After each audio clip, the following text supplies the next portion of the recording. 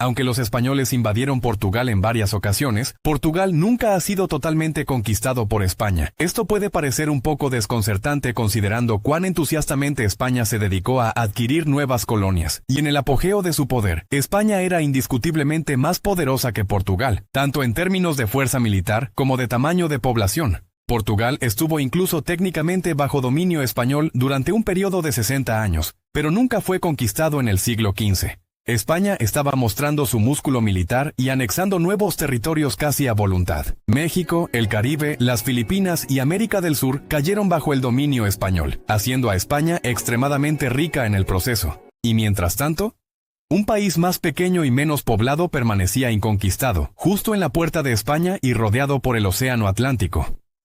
Para entender por qué, es importante primero ver cómo se formó cada país. La península ibérica, lo que hoy son España y Portugal, ha tenido su parte de gobernantes a lo largo de los años. Los romanos reclamaron la Iberia alrededor del 218 a.C., donde permaneció como territorio romano durante unos 600 años, hasta que los visigodos llegaron a la escena. En el año 418 de Pinto Sixto, los visigodos irrumpieron en la Iberia, arrebatándola a los romanos y asumiendo el control. Durante los siguientes 3 siglos, Iberia fue una fortaleza visigoda, pero cayó bajo el dominio del califato omeya.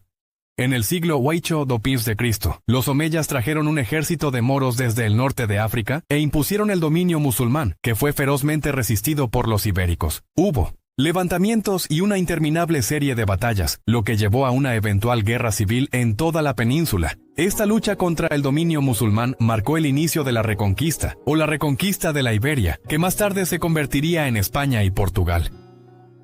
Los moros controlaban la mayor parte del sur, mientras que en el norte se establecieron los reinos cristianos de Aragón, Castilla, Navarra y León. A finales del siglo IX, el rey Alfonso del Reino de Asturias envió a uno de sus nobles al noroeste de la península para expulsar a los moros. El noble era Bermara Pérez, y él aceptó el desafío. En 868, Pérez llevó a sus soldados cristianos a una victoria decisiva contra los moros, y recuperó la región alrededor de los ríos Miño y Duero, incluida la ciudad de Portuscale, de la cual Portugal obtendría su nombre. El rey Alfonso estaba encantado y de inmediato declaró la nueva región como el Condado de Portugal, y Pérez fue nombrado conde de Portugal. El conde comenzó a construir nuevas ciudades en la zona, una de las cuales llamó Vimaranis, conocida hoy como Guimaraes. Aunque Portugal no se convirtió oficialmente en un país hasta 1143, la mayoría de los portugueses consideraban a Guimarães como la cuna del país, donde nació Portugal. En 910, el reino de Asturias se dividió, pero se reunificó en 924, esta vez como el reino de León. Portugal ahora era un país en el reino noroccidental de León, y para finales del siglo X, había comenzado a crecer en poder. Cada vez más personas optaban por asentarse en Portugal, y las ciudades estaban creciendo. A principios del siglo XII, los gobernantes del país de Portugal eran Enrique de Borgoña y su esposa, Teresa de León.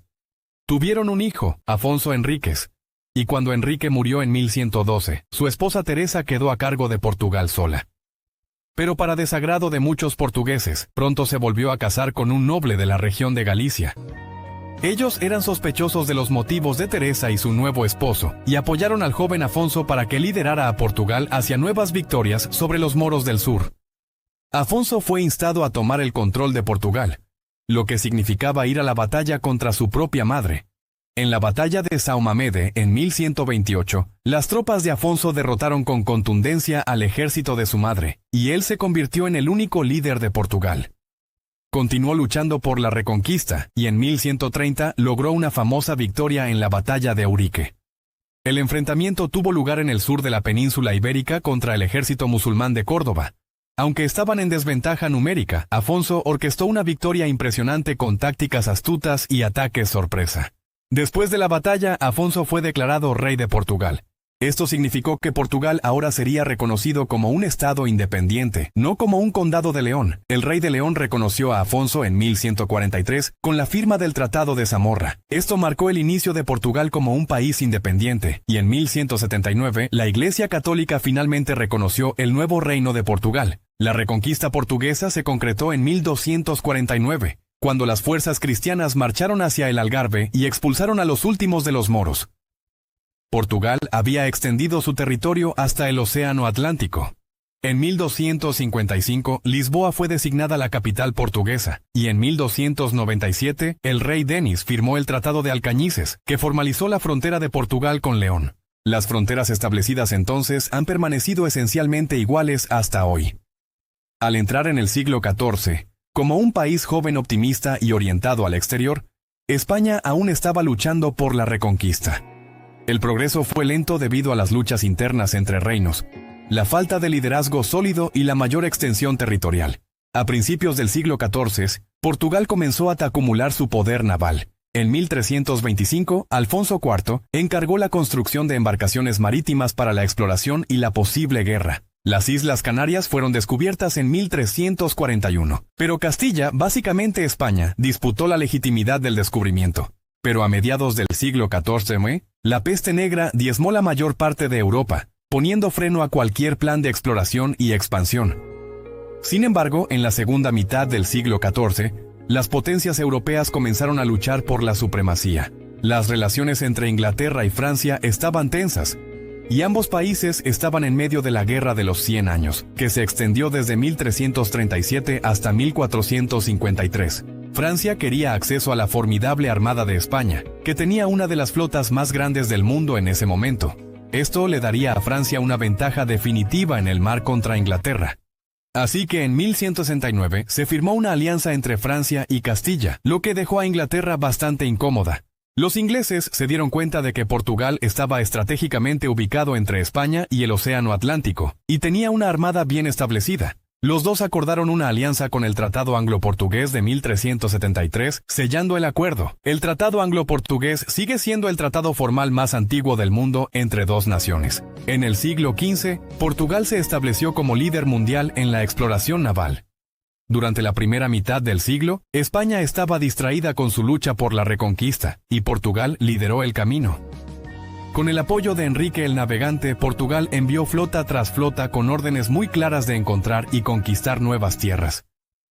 Todo comenzó con la conquista de Ceuta en Marruecos en 1415. Luego, en 1420, Portugal colonizó el archipiélago de Madeira frente a la costa oeste africana, las Islas Azores en el Atlántico Norte en 1439 y Cabo Verde en 1456. España solo pudo mirar con envidia, ya que tenía las manos llenas luchando contra los musulmanes restantes en la región sur de Granada. Los españoles finalmente vieron la derrota del último emirato de Granada, pero no hasta 1492. Las ataduras estaban ahora sueltas, y España comenzó a afirmar su autoridad y construir una riqueza seria. Siguiendo el ejemplo de Portugal, los españoles comenzaron a planificar misiones para descubrir y establecer nuevos territorios en el extranjero. Más tarde ese año, el gobierno español encargó a un ambicioso explorador genovés llamado Cristóbal Colón que buscara nuevas tierras hacia el oeste. 1492 estaba a punto de convertirse en un año realmente importante para España. Mientras España estaba ocupada con su reconquista, Portugal no perdió tiempo en establecer varias colonias y asentamientos comerciales a lo largo de la costa oeste africana. Esto permitió a los portugueses tener acceso completo al oro, la plata y al floreciente comercio de esclavos en África. En 1488, Bartolomé Díaz navegó alrededor del Cabo de Buena Esperanza, demostrando que los océanos Índico y Atlántico podían encontrarse. Portugal frotaba sus manos de alegría al parecer tener un monopolio de la colonización. Pero cuando Colón llegó a las Bahamas en octubre de 1492, las cosas estaban a punto de calentarse realmente. Europa se sorprendió al enterarse de una nueva tierra completamente al otro lado del Atlántico. La carrera para conquistar las Américas comenzó. Con Portugal y España liderando el camino, la competencia fue feroz. Para evitar posibles disputas territoriales, se creó una bula papal. En 1494 se firmó el Tratado de Tordesillas entre España y Portugal, dividiendo esencialmente el mundo en dos. Se trazó una línea de demarcación vertical en el medio del Atlántico, aproximadamente 500 kilómetros al oeste de las islas de Cabo Verde. España podía reclamar todo lo que estuviera al oeste, mientras que Portugal tenía derecho a todo lo que estuviera al este. Este tratado significaba que España tenía prácticamente todas las Américas para sí misma, con la excepción de Brasil, que se extendía hacia el territorio portugués. Con ambos países ibéricos ahora victoriosos sobre los moros, podría haber sido el momento perfecto para que España dirigiera sus energías hacia Portugal. Sin embargo, el atractivo de la dominación global y la riqueza en el extranjero era mucho mayor. España y Portugal intensificaron sus esfuerzos por adquirir todo lo que pudieran. En 1498 Vasco da Gama puso literalmente a Portugal en el mapa cuando navegó alrededor del Cabo de Buena Esperanza y llegó a India. Esto abrió enormes nuevas oportunidades para Portugal, ya que ahora tenía una ruta marítima para comerciar con Asia. En 1500 Pedro Álvares Cabral reclamó Brasil para Portugal. España contraatacó con la conquista de Cuba en 1511 y luego México en 1521. Esto continuó durante gran parte del siglo XVI, con los países acumulando enormes fortunas de los recursos en sus nuevas colonias, y de repente Portugal se quedó sin heredero al trono. En 1578, el joven rey de Portugal, Sebastián I, murió en batalla. Su sucesor fue su tío abuelo, Enrique I, quien también murió solo 2 años después. Pero por suerte, el rey español Felipe tenía ascendencia portuguesa. Sus padres eran Carlos V, el emperador del Sacro Imperio Romano Germánico, e Isabel de Portugal. Él reclamó de inmediato el trono portugués, algo confusamente, como Felipe II. Extrañamente, ambos países compartían ahora el mismo rey, pero estaban unidos solo como reinos. Portugal aún mantenía su independencia, pero con estrictas limitaciones en cuanto a política exterior. Si alguna vez hubo un momento para que España conquistara Portugal, este era seguramente el adecuado, aunque España estaba demasiado ocupada en mantener y desarrollar sus colonias de ultramar. Además, la reconquista había agotado a España. Una invasión de Portugal habría requerido enormes cantidades de tropas y recursos que simplemente no estaban disponibles. España también tenía otras preocupaciones. Estaba involucrada en la Guerra de los 80 años con los Países Bajos. Esto significaba arrastrar a Portugal en contra de sus deseos.